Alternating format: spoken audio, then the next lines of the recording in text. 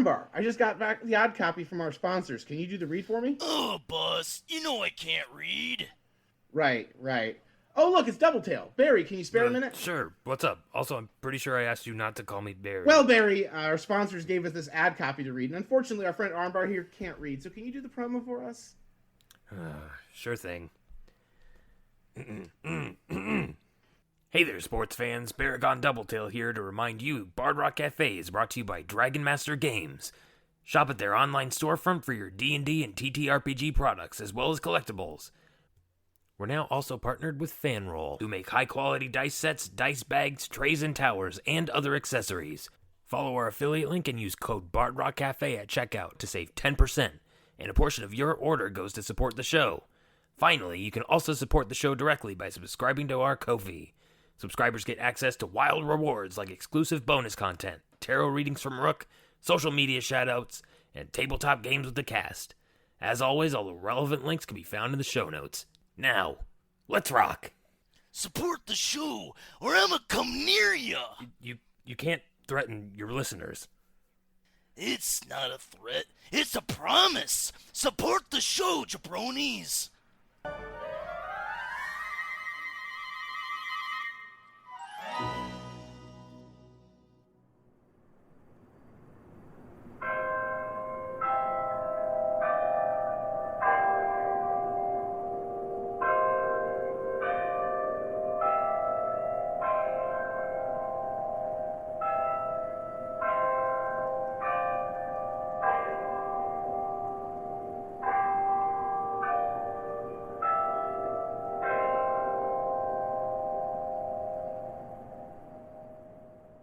Hello, and welcome to a special Bard Rock Cafe miniseries, For Whom the Bell Tolls.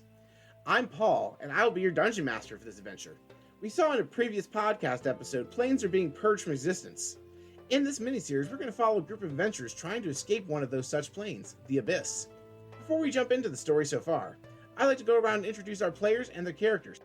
Starting with Meg. Meg, can you please tell the audience a little bit about yourself and the character you'll be playing? Hi, my name is Meggie. This is my absolute first time playing Dungeons & Dragons. Please be patient with me. I am utterly confused and old.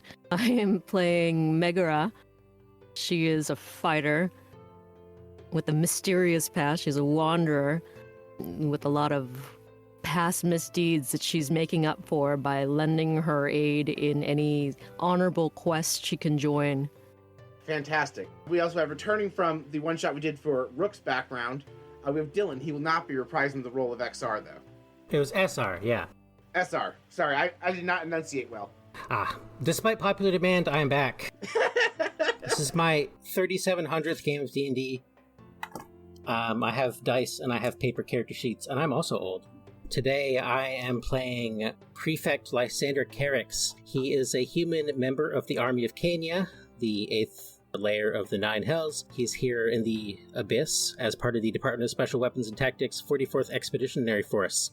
He's a human wizard here to test new weaponry and spells against his demonic enemies in the Blood War. And then, of course, we have my two regular cast members who are joining us for this. Khadisha? Hey, yeah, that's me, Khadija. I typically play the teenage rogue Rook, but this time I'm here as Tina Chris Fistpump, the dwarven paladin. She goes by Tina, though. And she is in the Abyss with a troop of paladins set to recover an ancient artifact. She's a very ambitious young woman, top of her class, and she is here to get her job done. And last, but certainly not least, Tenzai. Oh, please don't. I am the least. It's fine. Hi everybody, I'm Tensei. This is my negative 47th game of D&D. Happy to be here. I will be playing returning NPC Muck from much earlier in the campaign. He was a lemur that was summoned and accidentally summoned through wild magic, accidentally banished through regular magic, and wants to come back to the material plane on a quest of revenge. And we've made him a plasmoid monk just for ease because I don't want to homebrew something. Thank you all so much for playing, and I hope we all have a good time. Without further ado, I'm just going to dive right in. They came from the Abyss, destroying it from the bottom up. which was impressive because the Abyss is supposed to have infinite layers. How does one go about destroying infinity, you have to wonder? Few were able to escape or survive nonetheless. As it turns out, none of you did, at least not the first time around.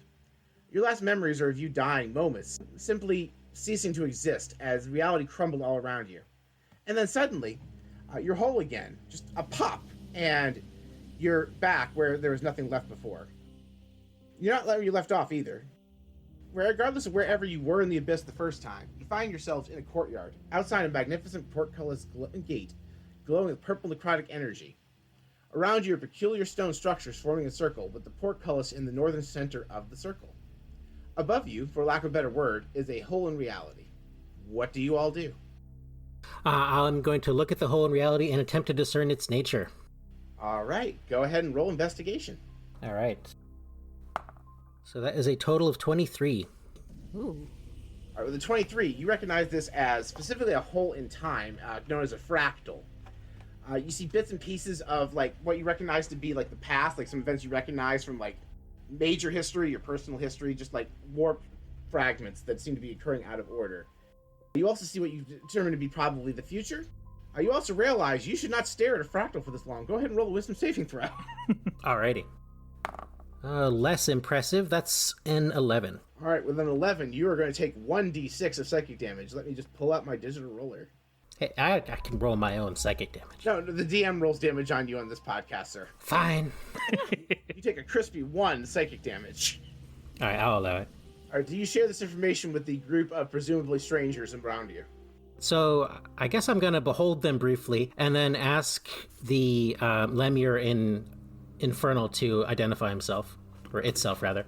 Muck. That was not as informative as Carex had hoped for. Tina springs into action. She takes a look at the whole group. She's very concerned. Very concerned. Is now a good time to describe what we look like? Yeah, sure. What does Kadisha's character see as she looks around this ragtag group? You volunteered first, Dylan. I didn't pre-write this at all, and I'm not reading from a script. Prefect Carex is a slim human man dressed in a crisp black uniform with icy blue edging. Its once pristine surface is now marred with blood, ash, and unidentifiable substances. The shimmer of a mage armor spell is barely visible. Still gleaming on his chest is an infernal silver insignia. On his belt is a sheathed dagger and a series of pouches made of otherworldly leather. Behind him floats an ethereal book with a disembodied fountain pen hovering over it. All right, so that is Lysander. Lysander is his first name or last name? So Lysander is his first name, Carex is his last name, Prefect is his rank. All right, what do I refer to him as? Prefect. You would call him Carex or the Prefect. He prefers the other characters to just address him as Prefect. Okay.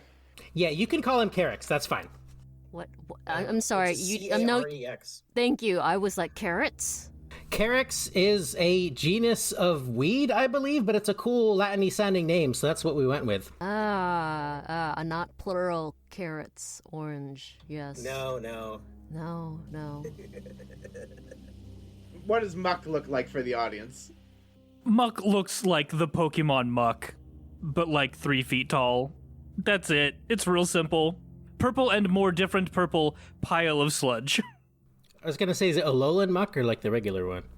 Regular, because I don't know what a lowland muck looks like. He's all rainbow. Oh, yeah. Oh, is a gay pride muck. Okay. Yes, gay pride Muck. How about Mega? I'm my character. Yes. She's a tiefling. I see she's got dark blue skin with horns and dark black hair, and she's carrying a morning star and a rapier, and she's here to mess people up. Maybe your armor's covered in blood. Yeah, you guys are all in the Abyss. This checks out. Yeah, I assumed we would all be roughed up from whatever happened here, so that's included. I didn't know that I was gonna die immediately. I figured I'd die first, but not just like in the first 5 minutes. Yeah. It's more like you died in an abandoned timeline. Like, you have vague memories of dying, but like nothing concrete. Yeah, kind of like oh shit, that was uncomfortable. Yeah, so she's Megra's a little confuzzled, confused after briefly dying as well. Now that he's done observing everyone else, what does Tina look like for the audience? Tina is a stocky, short dwarf, maybe even a little bit shorter, and I'd say a little bit slimmer than a dwarf typically is, but still compared to a human being, still stocky and tough looking. She has like tan skin. She's got dark hair, thick eyebrows, very determined look on her face. She's wearing chainmail that looks pretty fancy. It has like a design that has like hammers and like an anvil on it within the design. She has javelins strapped to her back. She's got a big shield, and she also has a warhammer in her hand, and she seems to be glaring at the prefect and Muck in particular, and her hand is very tightly held on that warhammer right now. Just wanted to add, I forgot to add that Megra is tall. Let's say 6'5", just tall as hell and like built like a brick shithouse. Yeah.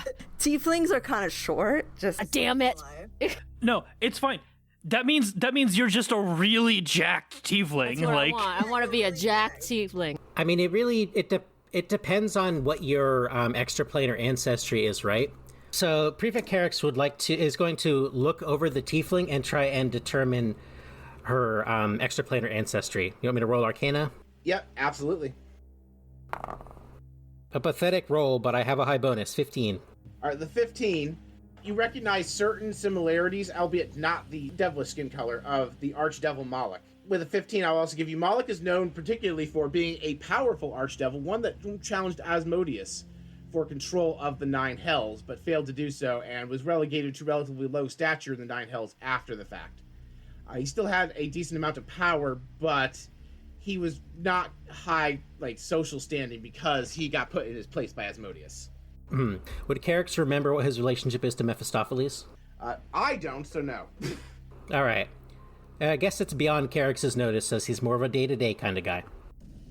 Tina is looking at an abyssal creature and someone who just managed to speak to the abyssal creature. And while she knows some abyssal from her studies before this trip, she's very concerned. That was actually Infernal that I used to speak with him. Oh, you said it. I heard you say abyssal, even though you probably said Infernal. My brain took it. Carex is also going to do a customary Nine Hells greeting in Infernal as a sort of test to this tiefling. Maggie, go ahead and roll history to see if you have any fucking clue what Carex is doing. Okay, so I rolled a dirty 20.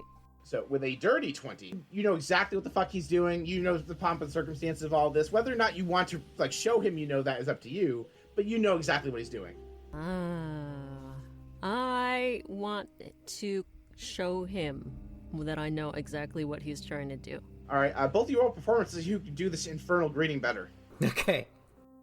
Can I have advantage because I live in the Nine Hells? Only if she can have advantage because she was born of a family from the Nine Hells. Sure, go for it. You can both have advantage. That means roll twice. 14 and a 1. That's why advantage is important. Yep, so 14. Maggie, you're going to roll performance, which is just going to be the D20 plus, if you're not proficient in it, your charisma bonus. No! I got a 4. That is actually a natural 1 in roll 20. It is a 1 plus 3, so that is relevant. So first of all, you do it, but you're super clumsy, and Carex probably judges you. Judges you harshly, though whether you can tell that is a separate issue. This is actually a perfect segue. So, Maggie, I need you to roll 2d100. Okay, yeah, 6593. All right, so what happens? Paul scrolls through a PDF to the F section. One moment. And we got a natural 1, so you're going to get the worst of these two results. That would be a good result. This is a neutral result. For the next hour, your dominant hand switches sides. You just suddenly become very clumsy wielding your Morning Star and realize you need to hold it in the other hand. Okay. I will say that, for Bard Rock Cafe regulars, normally there's no visual cue that wild magic happens. There's actually, an aura around you all when this happens.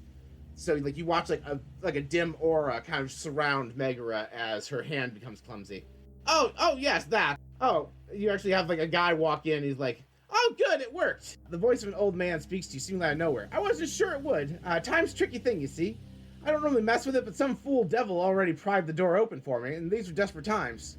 Don't worry about that, by the way. That's the magic weave of the universe is kind of broken right now because bad things happened in the land of the gods. So Sometimes wonky magic's gonna happen. You can't really control it. Just kind of roll with it.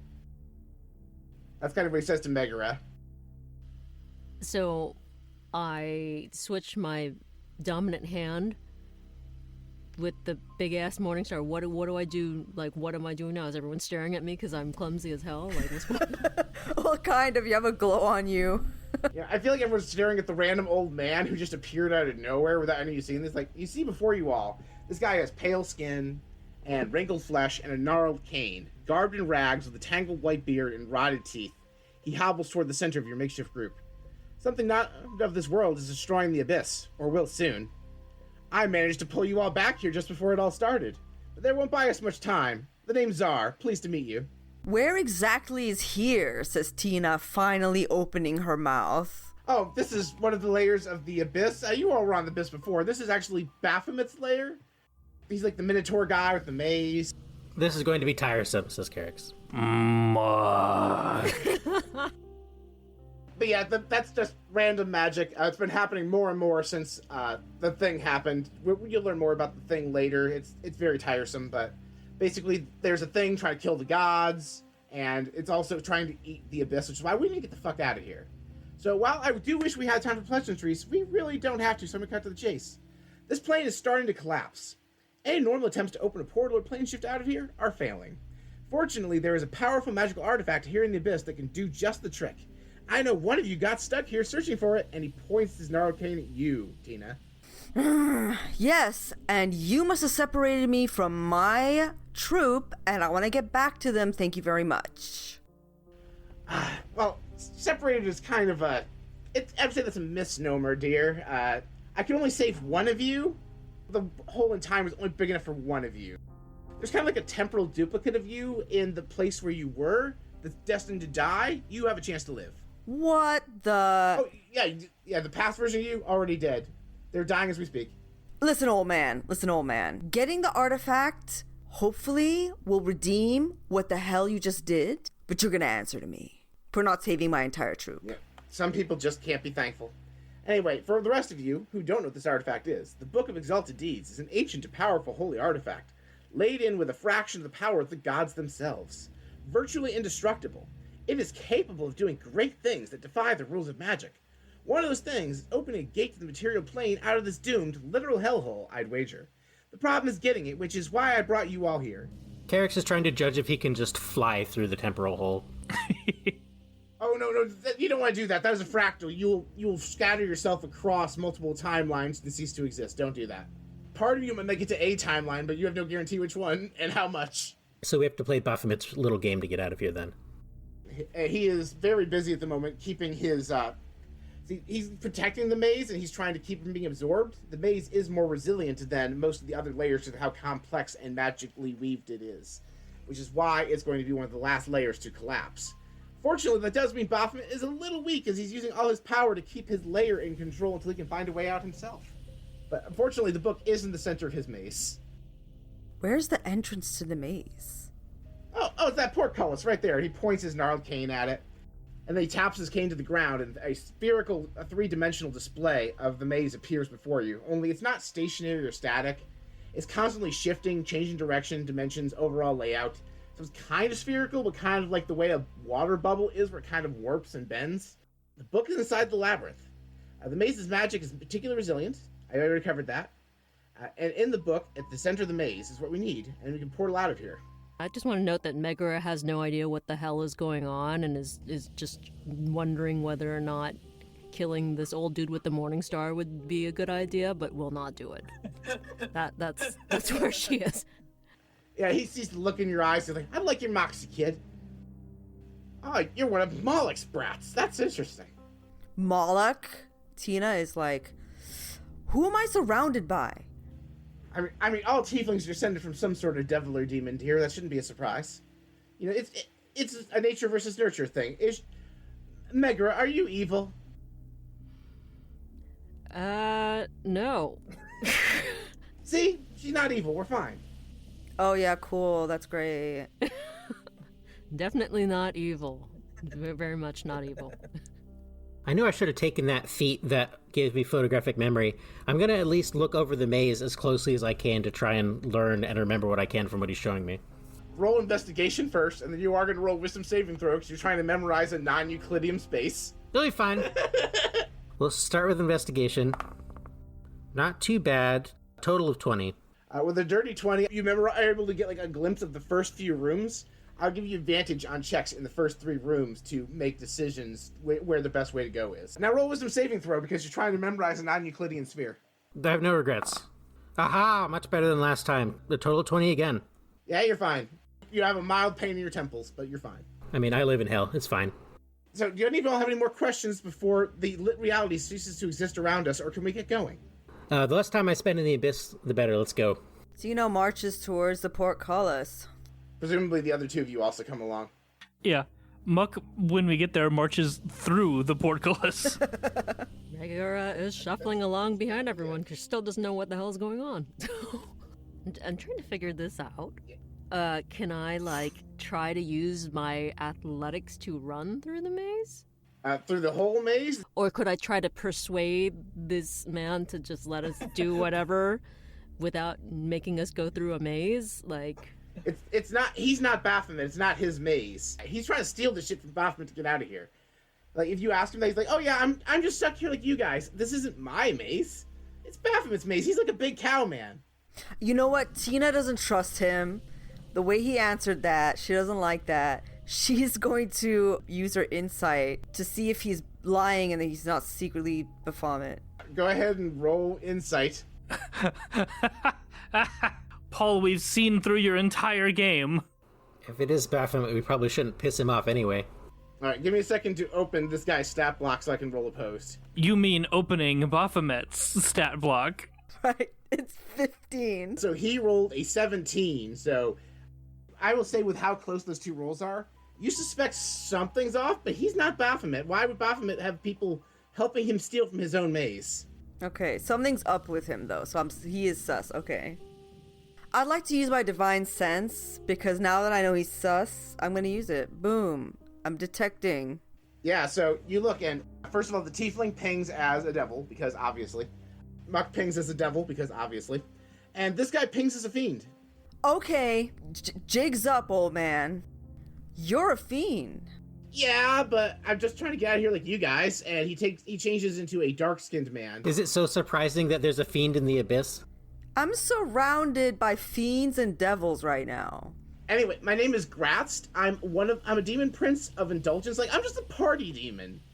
I just want to get the fuck out of here because I want to go party somewhere that's not dying. You want to party and then you dress up as an old man? Because you weren't going to trust a guy who's a demon prince, were you? Carex is familiar with Gratzt and is very glad that this is what he's decided to dress up as. Now the jig is up, Gratzt is going to proceed in his demon form, which changes the script I have written immensely, but that's fine. Can I make a check to just kind of a similar sort of thing where I'm just trying to remember as much as I can because I've never seen a demon prince in person before and it is useful for my research? Sure, go ahead and roll, I guess, Arcana? Arcana indeed. Total 18. And with an 18, you know Gratz is the demonic prince of seduction and indulgence. Known for parties, he's also worshipped by a lot of corrupt rulers because they also like to throw lavish parties instead of taking care of their constituents. Yeah, he is manipulative and like a party animal, but you get the impression yeah, he's just out to survive right now. He could probably take this by force, but you also suspect, based on what he told you, the reason he needs you all is only a good aligned creature can use the Book of Exalted Deeds, and particularly only a paladin or a cleric could use it with sufficient power to portal everybody out of here. So he specifically needs Tina. All right. Carex starts very quietly dictating to his magic quill Grast's physical appearance and mannerisms for later study. How would I use history? Can I check to see what I know of this dude? His past? Oh, sure. I'll even give you advantage because you have a family of infernal descent. So go ahead and roll history with advantage, so roll it twice. Ooh. It's okay, we keep the better roll. That 6 is not necessarily destined to be your roll. Ooh. That 8 is, however. You don't know shit about this guy. He's a mystery.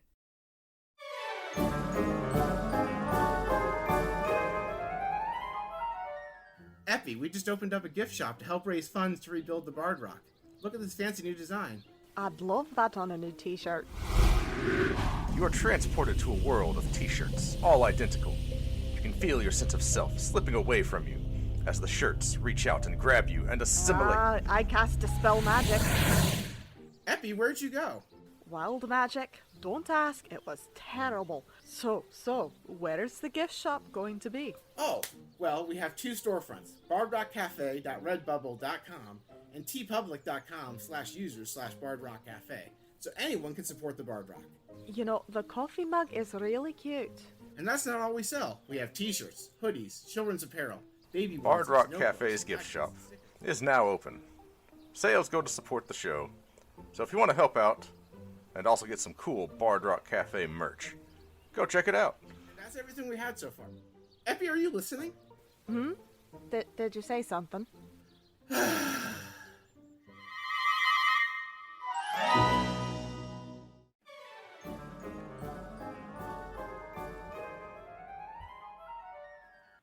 Epi, Diana, I brought you both a cup of tea. It's not Earl Grey, but I think you'll enjoy it. Oh, I've had your tea and it's all cups of lies. First of all, I make the finest tea prestidigitation has to offer. Second of all, this is a new line of teas we'll be serving at the Bard Rock from now on by our partners at Many Worlds Tavern. Oh, I've heard of them. I'm particularly fond of Sleepy Fields and Golden Root myself. Well, look, if it's good enough for Diana, it's good enough for me. I'll have a cup of that Farthing Harbor. Of course! Here you go. And I pour Epi a cup of tea. Epi, roll perception to determine if the tea is made of lies. Damn it. That's a natural one. First of all, you are absolutely convinced Brock used prestidigitation on this tea. Second of all, you feel a wild magic surge inside you, and dozens of thirsty customers appear outside of Brock's food truck right here in the graveyard. No worries, folks. We have plenty of tea from Many Worlds Tavern for all of you. Try a cup of Sage's Gate or Sacred Spring. Somehow I already have dozens of cups of this already prepared and steeped for this occasion. Of course you did. Want to brew some of this delicious tea at home? Just go to http://manyworldstavern.com/bardrockcafe and use the code BardrockCafe at checkout to save 10% on your order. As always, a portion of your order supports the show. And if you're a coffee drinker like my good friend Armbar, they have options for you there too.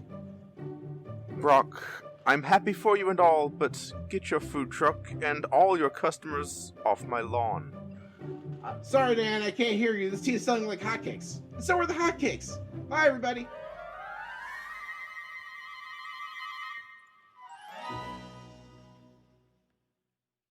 So he walks through the portcullis, and Buck somehow phases through solid stone. The first room is not what you expect from a typical maze. It isn't stone walls, elaborate passageways, or multiple doors. Instead, you find yourselves in a tavern. You watch as everyone goes from enjoying their food and drink to a state of panic. A huge obsidian meteor comes crashing through the ceiling. Everybody make a dexterity saving throw as a giant obsidian meteor comes crashing through the ceiling on top of you. I get advantage because I saw that meteor on my little map, right? Yes. Rolled an 18. I rolled a 15. Oh, the second die roll is much better. Thank you, advantage. It's a 21. So far, only Tina has failed. Tina, did you take into account your paladin aura? Did I take into account my paladin aura? Are we all taking into account her paladin aura? We're standing pretty close to her, right? Yes, everyone else already passed, so it wasn't an issue for them. Paladins have an aura starting at level 6. That gives them anyone within 10 feet of them, plus their charisma bonus on the saving throws. Okay, yeah, everyone getting +2 to whatever you just said. Yes, so everyone has +2 to all their saving throws while they're within 10 feet of Tina. I actually got a 17. So you just narrowly passed. How'd Muck do? Muck got a 19. Everybody dodges the fire and debris and everything. No damage. There would have been damage. This is the day it all started. It seems the time distortion outside is affecting the illusions in here. You'll need to find the exits to the next room. Do be quick, folks. The fire is going to be an illusion, but it's also still going to burn you. I'm fine, because I'm immune to fire. Who just said they're immune to fire? Grast, the demon prince. All right, Carex dictates an infernal Grast immune to fire. All demons and devils are immune to fire. It's a D&D mechanic. They're actually resistant to fire. Devils are immune to fire. Demons are resistant to fire. That's me getting it wrong. We can cut that part out. In that case, that one was funny. Me being corrected on things is funny. So, you see on the first floor, the owner and a goat-like tiefling evacuating patrons from the rubble. You try to interact with them, they phase right through you. It's an illusion, dear, so the people here are just memories that can't see or hear you. You see stairs going up to the second floor and a giant hole in the ground to the basement where the flaming rock is. Where do you want to go? I know this place. And he jumps in the hole. Alright, does anyone else jump down the hole with Muck? The hole's not going to be my guess. I'm not gonna jump down that hole. There are stairs down there as well. Oh, okay. Like, you don't have to jump in the hole. It's like a 10-foot fall. It's not a big deal. Is everyone going down instead as opposed to up? Let me word it that way. All right, I'll take the stairs down. I was gonna say, I'll take the stairs with you. Okay. Tina? Tina doesn't trust Tina don't trust that. Tina's gonna go run upstairs. All right, Tina. You ascend the stairs just in time to see a human man leaping out of the second-story window. An arguably safer route than going downstairs through the fire. Nothing else of interest here. Make Constitution saving throws. You try not to inhale too much smoke. I got a 21. You're fine. There's nothing else here, so presumably you're going to go downstairs and join everyone who went to the basement? Yeah. Okay. Wine bottles are scattered everywhere, and the wine itself is acting as an accelerant for the fire. You see a teenage half-elf girl examining the area, spectral like the others. In the center of the basement is an obsidian tablet the full height of the basement, covered in golden text in a strange language. What languages do you all speak? Elvish, Dwarvish, Common. You cannot read it. Infernal, Abyssal, Common. Nope. Common, Infernal, Abyssal, and Quarry. Buck cannot read it. Yeah, this says Abyssal, Common, and Infernal. None of you can read the text on the tablet. Damn. You all get the impression it's tied in the puzzle in some way. It's the only thing of importance in this scene. Yeah, can I use investigation to try and decipher it? Sure, go ahead and roll investigation at advantage. Oh, of course. I knew I read some tiny text on that map. First roll was better, so a total 26. Ooh. The 26, you recognize, you don't really know what the text is, but you do know from your knowledge of magical artifacts, this is a tablet of fate. Crafted during the time of troubles, the new tablets of fate dictate the past and present of the Planarverse. You're not sure which one it is because you can't read the text, but like, this is a large mythical artifact that tells either the past or the future, and you can intuit that those celestial symbols are telling the past or the future. Can this demon that we're with read the tablet? Let me see what languages Grass speaks. Surely in his massive list of spells, comprehend languages in there somewhere. You want me to burn a spell slot? Dear. Abyssal, Common, Infernal. No, he cannot read it. Let's see if he knows comprehend languages on his spell list. Kind of demon prince is this? Prefect Carex is disappointed that he doesn't have a tongue spell constantly active. He does have command, so I can make you shit your pants if you're talking shit about him. Don't do that. I want to know a spell that can make people shit their pants. It's called command. I don't remember that being on the list of optional commands, though. The list, you can give them pretty much any one-word command. The ones in the list are like suggestions. Poop. Yeah, but the whole phrase wouldn't fit. Like, you could interpret that to, be like, all right, I'm going to go try and find a bathroom grass for a little while. I'll be back. Okay, here's the thing. Tina got something called stone cutting, all right? Intelligence history check related to the origin of stonework.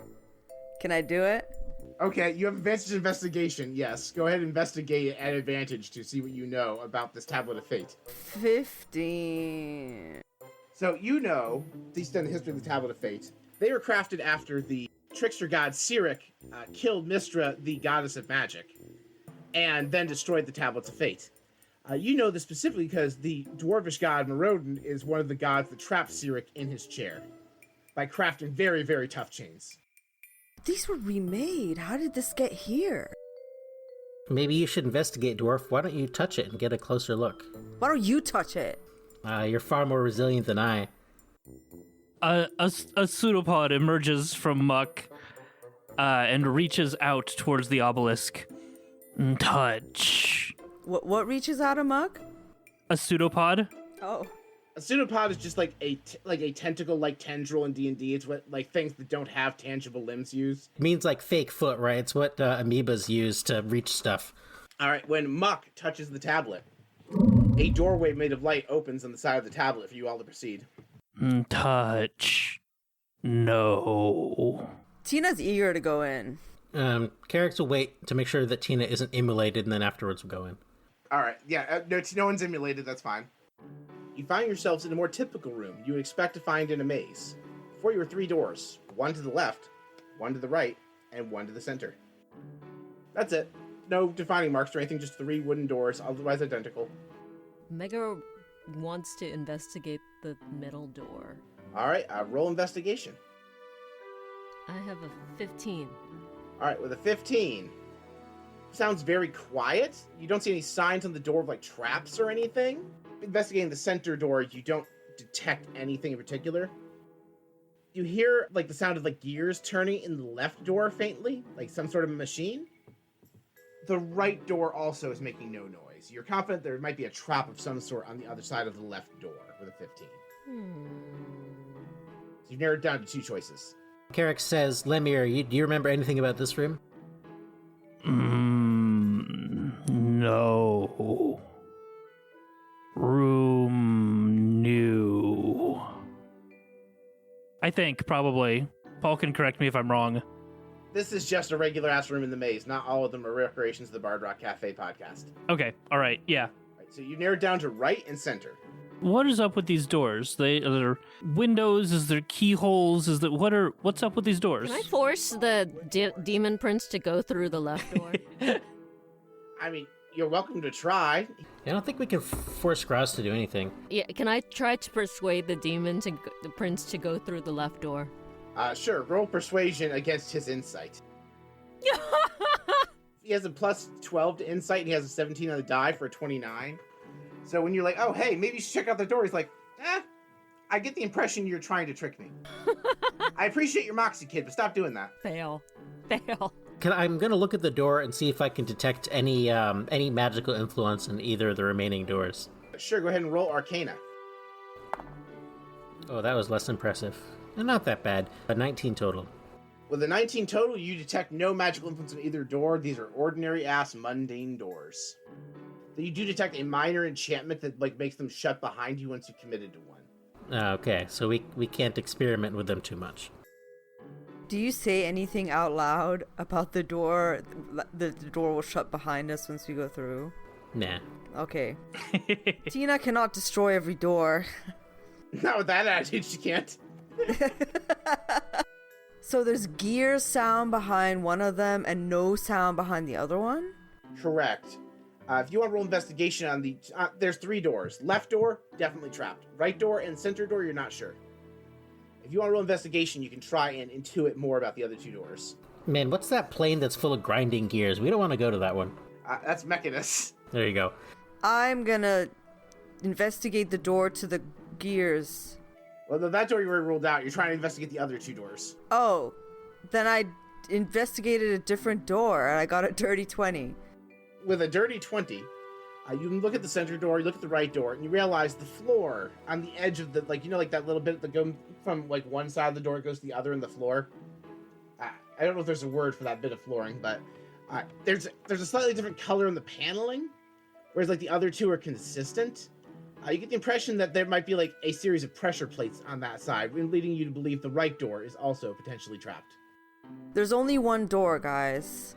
There's only one door. Carex is starting to question his sanity. There are 4 lights! The only one I'm going through. Yeah, do you open the door? Well, only if you're all coming with me. I'm not going alone. I'll come with you. I wait for her to open the door, but I don't allow it to shut behind her. I'll follow her if she survives opening it. I'll put it this way, you get the impression these doors are smart enough to stay opened until everyone's gone through them. You don't worry about being separated. It's a cutscene door. There's smart door. We're in a smart house. We're in a house of the future. Oh God. Yeah, everyone knows Baphomet's Labyrinth is just Smart House from that one Disney Channel movie.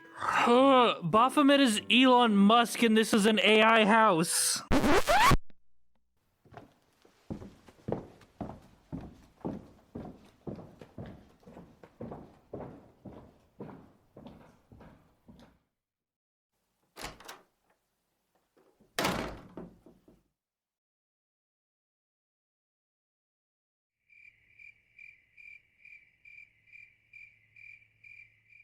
Really gotta get out of here.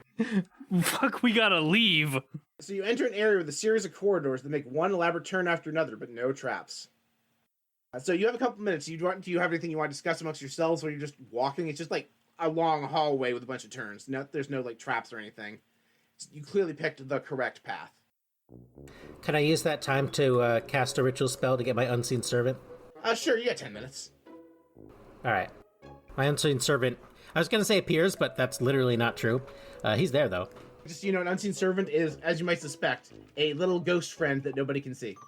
That's creepy. So one of my special abilities for being an Order of the Scribe is I have a magic book that floats around and a magic pen. So basically I'm dictating notes to an unseen servant and he just invisibly writes down my findings behind me so I don't have to carry the book all the time. Oh, so it's not you making both float, it's just an invisible dude. Well, indirectly I'm making them float, in that it's my magic that's doing it, but not actively. It's slightly like, oh, okay, cool, you got an invisible guy writing. It's like less like, oh, you're... Yeah, to someone who doesn't know anything about magic, it just looks like I'm talking, and for some reason there's a quill and it's writing in a book behind me. I'm here on research purposes, so I gotta write all this down, assuming I survive. Alright, so after several minutes, you find yourselves in a new room. A single long corridor with a wooden door at the end. You get about 10 feet from the entrance door. Something appears behind you. You hear the rustle of feathers catch your ears. That's no good, Grat says, and you see like a little crow-like man you recognize as a Kenku, garbed in black robes wielding a farmer's scythe. They work for the Pale Man. We'd best keep moving. I dictate an infernal, Grast afraid of crows. Who's the Pale Man? The Pale Man is the thing destroying this world. He's an avatar of death. He and his minions have come to wipe the abyss off of the planar map. We call his minions the Reapers. Sorry, so wait. So I think I got mixed up about where we are. There's a long corridor, there's a door. Where's the Birdman? The Birdman's behind you. He's coming where you... Like, he kind of, like, followed you. He poofed into existence in the labyrinth and followed you. You're being pursued. Is he a direct threat? Like, do I need to fight him? So you were told fighting him is a bad idea. He is slowly approaching. Like, have you played Final Fantasy? Yes. Do you know what Tomberry is? No. So basically this guy is slowly moving towards you with the intention of striking you dead. Like, you can't outrun him for now. Okay. This is the $1 billion and the snail that kills you, except there's no $1 billion. There is only the snail that kills you. Can I use my athletics to run down the hall? You can run down the hall. So D&D has, basically you get your movement every round, which is, for most creatures, 30 feet. It varies. And then everybody can use their action to do what's called the dash, which means they take their movement again. Certain classes can do a bonus action, but yeah, basically you can be like, I take a dash, and you just book it down the hall. You're running. Okay. I'm gonna take a dash and just book it down the hall because I don't like birds or feathers either. Yeah, Gratz also dashes. I'll take the rear, but I'm also moving quick. Alright, I'll keep step. Muck doesn't have any issues following. You get into the next room. You enter a new tavern. Their musicians seem to be taking turns playing on a stage. The owner of the bar from the first room is playing a violin, and the crowd seems to have chosen him as the winner. And everything goes silent as a portal opens behind him, seemingly after he draws from a deck of cards. From the portal emerges what you suspect to be the Pale Man, a pale guy in dark robes.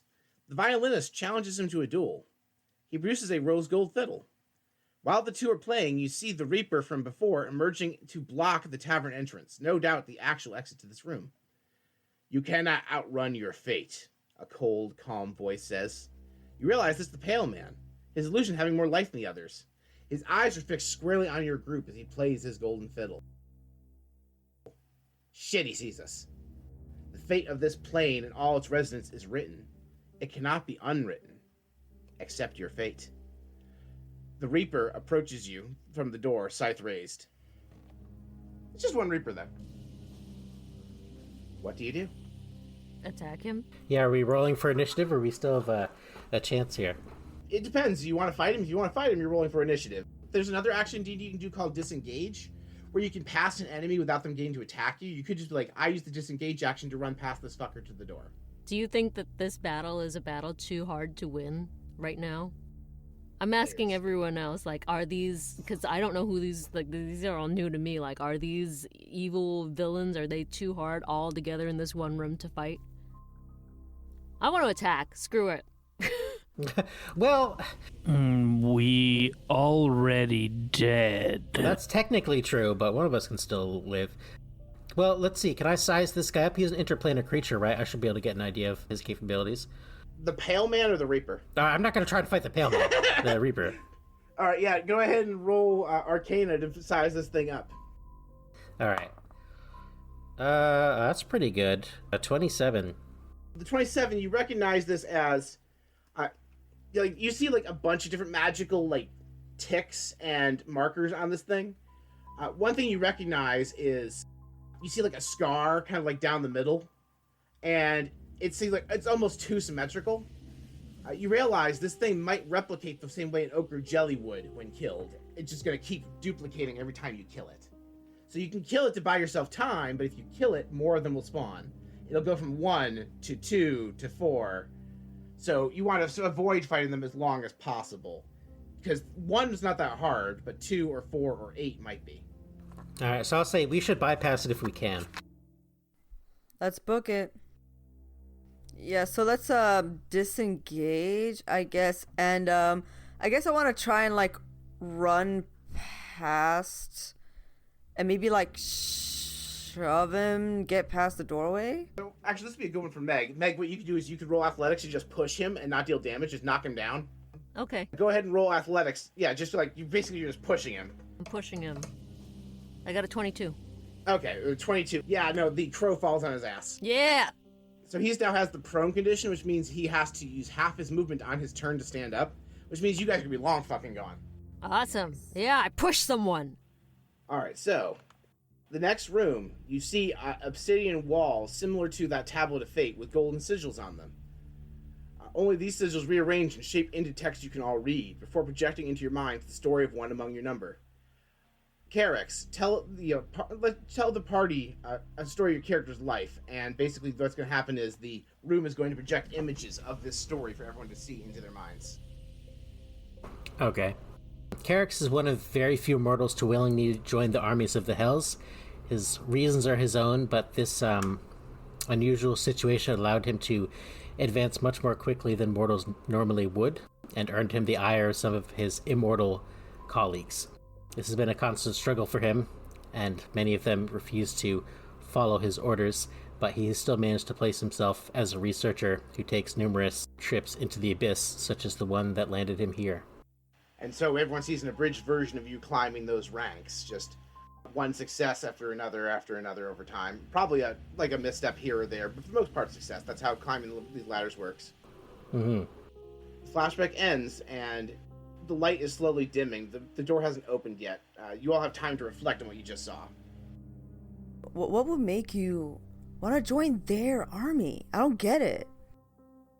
Tina looks like genuinely baffled. Usually she's like a little spitfire, but for this is like she genuinely does seem confused. The demons are a threat that need to be eliminated by any means, and the efficiency of the Hells is far superior to anything that Heaven tries to do.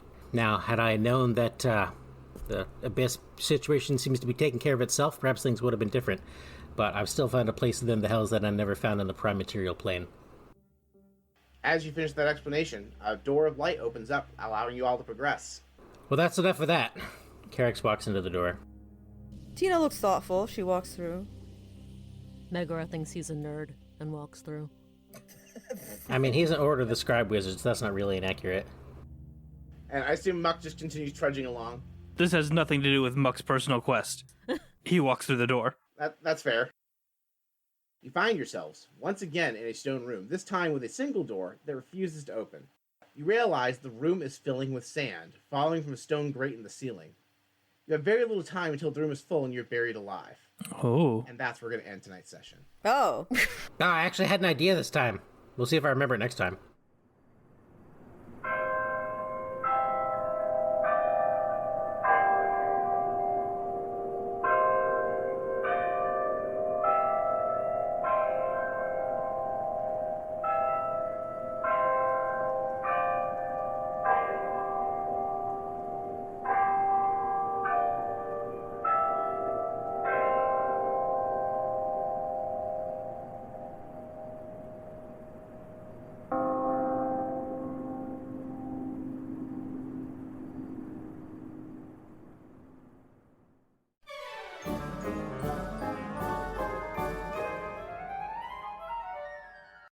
isn't this basically just the same thing as before?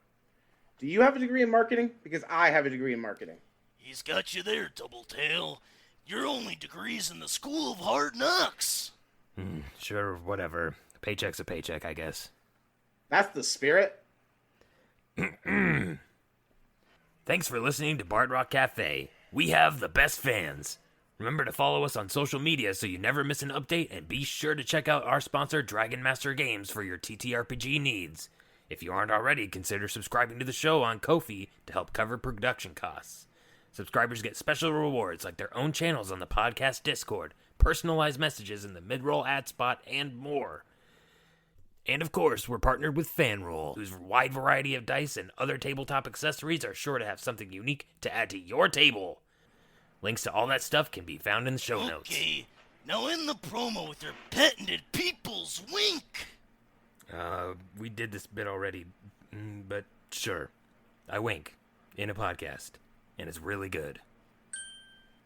It's called a callback. Thanks for doing the ad read, Barry. I told you not to call me Barry. Until next time, everyone, rock on.